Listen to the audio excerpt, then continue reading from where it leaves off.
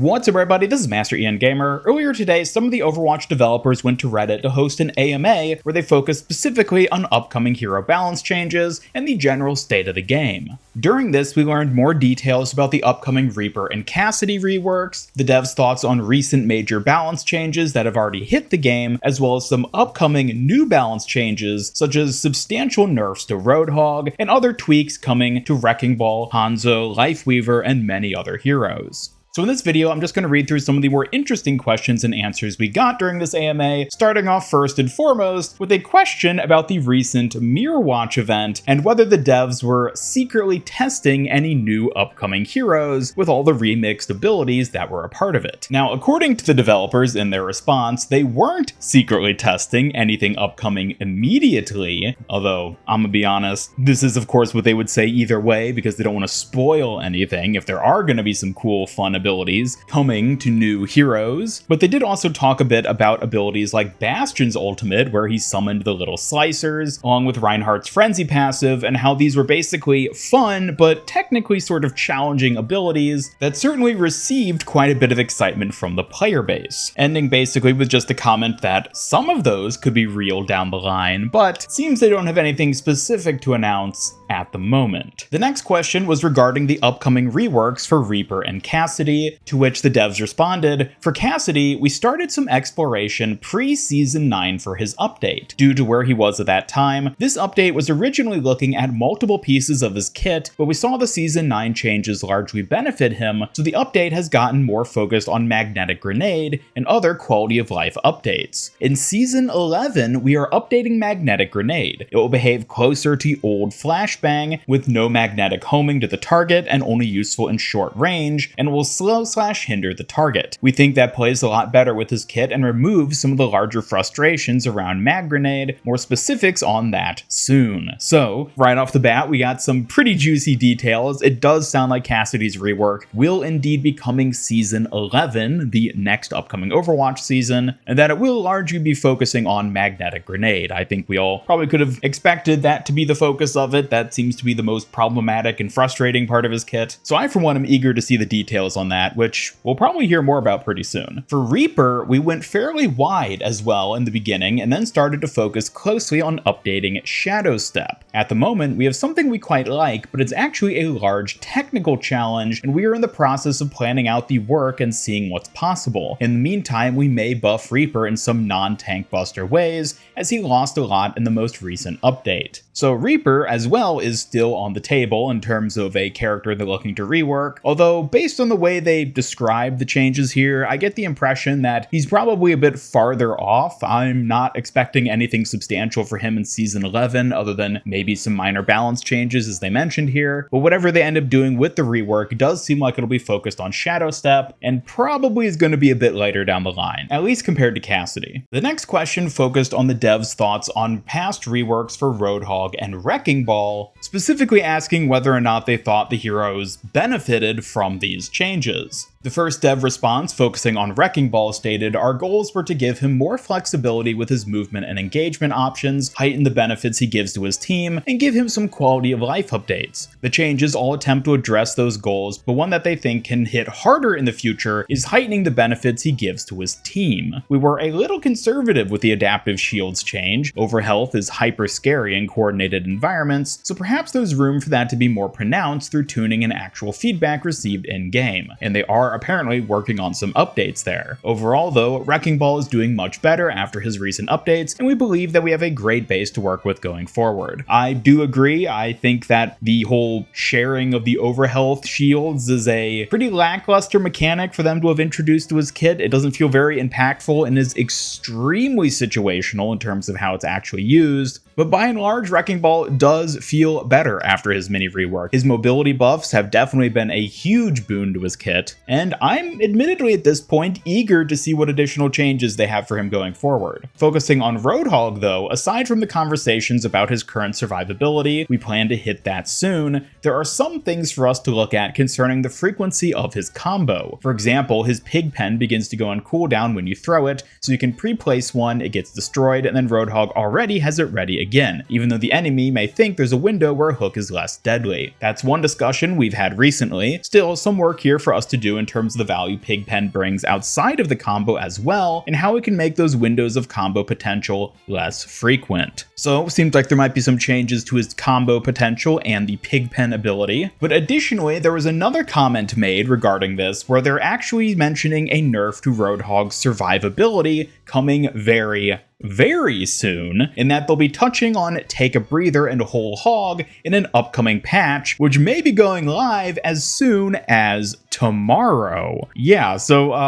assuming that actually does end up happening, that update may have already gone live by the time you're even watching this video, and interesting, I'm not surprised. Roadhog has been very dominant recently, so we'll see how that ends up impacting him. The next question was a bit of a curious trivia one, which actually had a bit of a surprising answer. The question being, who is the hardest character to balance and tweak out of all three roles? And the answer, much to my own surprise, was apparently Sombra. Probably Sombra due to permanent invisibility restricting how deadly we can make her, but also because she is a hero that excels with strong team coordination. There are a handful of other heroes with performance stats that differ greatly from the broader community perception of them, and that can create difficulty in how we approach balancing them as well. Sombra, the most difficult hero to balance. Interesting. As someone who's personally not a huge fan of Sombra, I find this slightly amusing, but either way, curious. Not the hero I would have expected them to say. Will you ever make pick rates and win rates public, even a couple of weeks after the fact? You feel like it would do a lot to help people understand why changes are made. Is there a win rate range that you want to keep all heroes staying within? There aren't any plans currently to shift resources towards supporting something like that. Sites like Overbuff don't have the complete picture, but the data there for win rates and such is generally fairly close. There is some argument against being too transparent with those stats, in that it can create a bit of a feedback loop where you might see player behavior driven by what appears to be the meta in the stats, but that kind of happens already with just the general discussion and sentiment around heroes without stats as well. Our target range for hero viability by win rate is between 45% and 55% unmirrored win rates at Masters rank and above. Those individual win rates often can fluctuate 2 to 3% by day, mostly because heroes tend to have a wider range of win rates per map, and we're looking at the global average of those. But also, individual player performance isn't consistent. Lower pick rate heroes fluctuate more, and there is less confidence in their win rate being indicative of actual strength. Extremely high pick rate heroes have a similar problem when looking at unmirrored stats. In the end, stats require interpretation to understand their context, and that is why they are not the only basis for balance changes, but are a useful tool to measure impact of changes over patch to patch. So just a bit of a philosophy there from the devs in terms of how they see that sort of stats. For the most part, I personally largely agree. I feel like people often get overhyped about pick rates and win rates and things like that, when honestly a lot of it does come down to just personal skill and the situation of the map and the teammates you're working with. So I agree that in terms of resources devoted to such a thing, it probably isn't really worth it on Blizzard's part to be focusing too much on stuff like that, especially when sites like Overbuff do already do a decent job of tracking it. The next question was a particularly high-voted one, focusing on Hanzo. What is Hanzo's new job? Is he supposed to take over Pharah's place as the new go-to permanently pocketed hero? Well, according to the devs, Hanzo is still an effective mid-range burst damage hero, even without the one-shot kills. Post-Season 9, with the projectile size changes, actually saw an increase in Hanzo's performance on the stat side. I do hear you on the loss of how good the one-shot kills felt, but an overarching goal of Season 9 was to reduce a lot of those burst damage frustrations for players on the receiving end of it. Armor changes in Season 10 have also been a benefit to his damage. Still very early, but we've been experimenting with adjusting health pools for some of the more evasive or high damage heroes, which would also put them back into the range of lethal Hanzo headshots and some other hero combos at 225 HP. While it would bring some interesting texture to hero interactions overall, there are also a bunch of other problems to solve if we want want to go through with it. So it sounds like there's going to be some tweaking to the health pool of heroes like Tracer and maybe even Genji, I imagine, that'll end up bringing Hanzo more in line with being able to deal those one-shot hits with his bow. Interesting changes here. I feel like we're going to have to learn more about what exactly these changes end up being and which heroes exactly they end up applying to before we can really speculate too much about it. But interesting to note for those of you who do play Hanzo out there, it seems like there will be some impactful changes that at least affect him coming sometime in the future.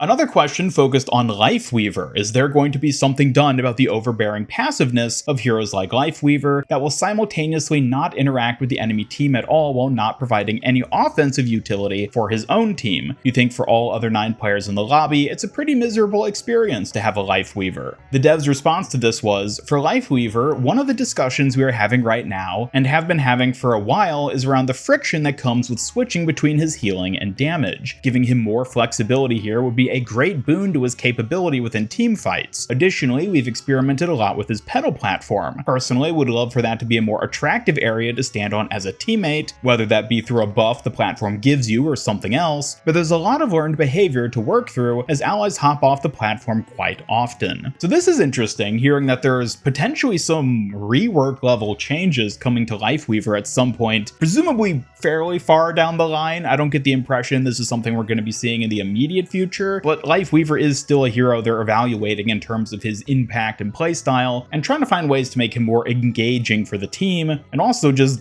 better as a hero. The next question was a bit of a hard-hitting one, focusing on the balanced team's confidence in the state of tank heroes, and how the role overall has been suffering since the launch of Overwatch 2, specifically focusing on things like the counter swap meta and the unhealthy tank design, where they have to do too much as a single member of the team. The devs had a somewhat interesting response to this. At its core, Overwatch is a game designed around being able to swap heroes to gain a tactical advantage or help solve a challenge you might be encountering. This contributes to keeping the moment-to-moment gameplay experience dynamic, drives hero diversity, and offers a wide range of both strategic gameplay and skill expression in learning when, where, and how to play multiple heroes. There's a question about how much of an advantage is too much compared to the cost of switching. Ideally, we want counters to be clear and understandable, but soft enough that it's still possible to outplay a disadvantaged matchup. It is a team game though, and 1v1 matchups are not the highest priority when assessing the heroes. Tanks do feel this the most, with only one of them per team in 5v5 role queue, but all roles do experience the pressure to counter and be countered to an extent. We're striving to find a balance between swapping heroes every death, which certainly feels too often, and rarely swapping heroes or getting trapped in mirror matches every game, which quickly leads to fatigue. We've seen a lot of improvements here compared to earlier seasons, but it could always be better. Unhealthy and unpopular designs are not necessarily the same thing. When designing heroes, we aim to provide a wide range of playstyles, mechanics, and aesthetics for players to enjoy. It's okay if they don't all resonate with everyone broadly. We'll do our best to make the game as fun as it can be for a wide audience. Now, unfortunately, I feel like this was a fairly long non-answer to the question. They basically just said,